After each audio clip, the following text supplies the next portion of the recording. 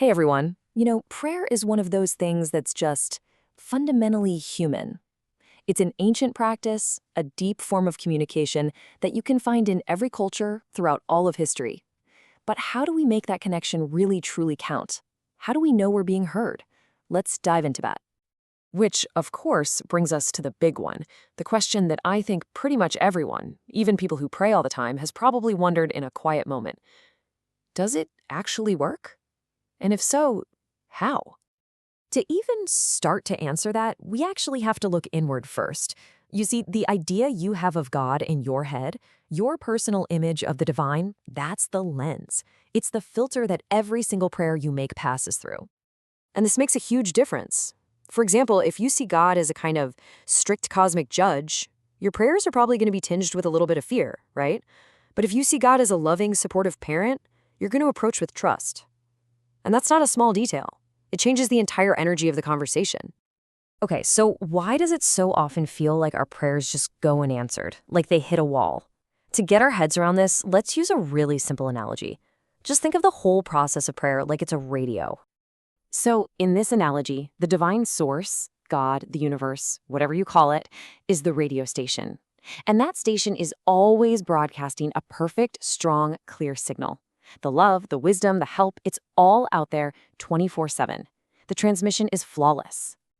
See, the problem is never the broadcast. The problem is our receiver, our internal state, our mind, our heart, our beliefs.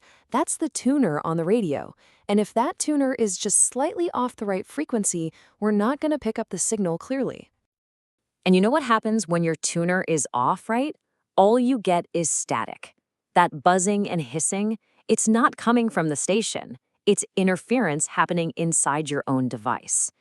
And in prayer, that static is all of our own inner blockages. So what exactly is this static made of? Well, it's all that junk that gets in our way. It's our fears, our anxieties, that constant mental chatter. But here's the really important part. Deep down feelings of unworthiness or beliefs that we don't deserve good things can literally sabotage the very things we're praying for. So this really is the key takeaway. The problem is never a lack of generosity from the divine. The real roadblock? Well, it's the way we sabotage ourselves from the inside, a lot of times without even knowing we're doing it. Okay, but this brings up another big, classic question. If you believe in an all-knowing God who already understands what we need, what we're afraid of, what we hope for, then why bother praying at all? What's the point? And the answer, well, it kind of changes everything. Prayer was never meant to be a status update for God. It's not about giving new information. The real purpose of prayer is to change us.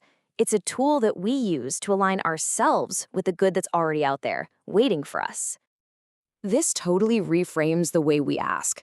A more mature, more effective prayer shifts the focus. So instead of just saying, please give me more money, it becomes a prayer for the internal tools. Give me the right ideas, the insight, the awareness that will lead me to the blessings you've already made available. So how do we actually put this into practice? Let's break down a super practical method. It's a simple but really powerful 4-step framework for this exact kind of alignment-focused prayer. So here they are, the 4 steps. First is communion or adoration. Second is confession, which is really just about radical honesty. Third is the big one, asking for alignment. And you wrap it all up with thanksgiving.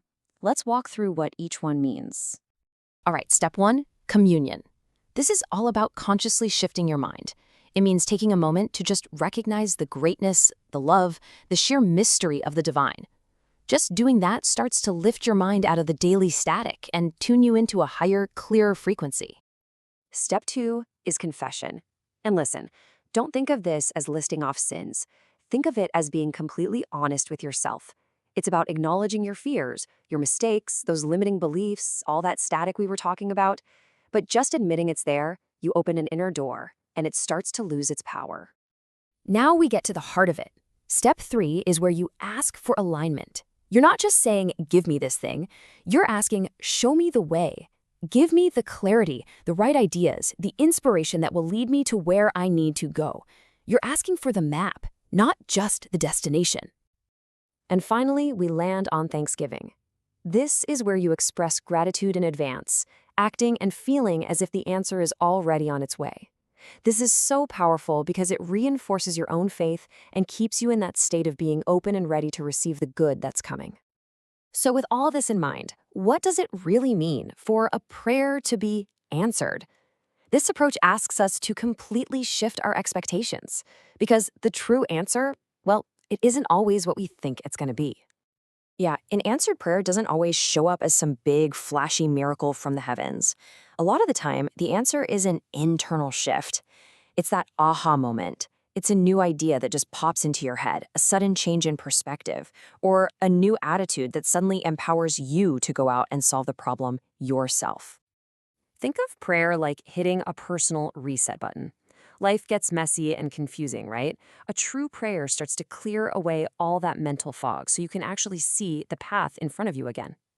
When we're getting pulled in a million different directions by stress and anxiety, we lose our center. Prayer helps restore that inner balance. It brings us back to a place of calm. And really, that's what it's all about. It reconnects you to your true self, that core part of you that is already calm, already wise, already connected. Every sincere prayer is a journey back home. So I want to leave you with this question to really think about. If prayer is about aligning ourselves to receive wisdom, then the real magic often happens after you finish speaking. In that silence that follows, what new idea, what fresh insight is waiting there for you?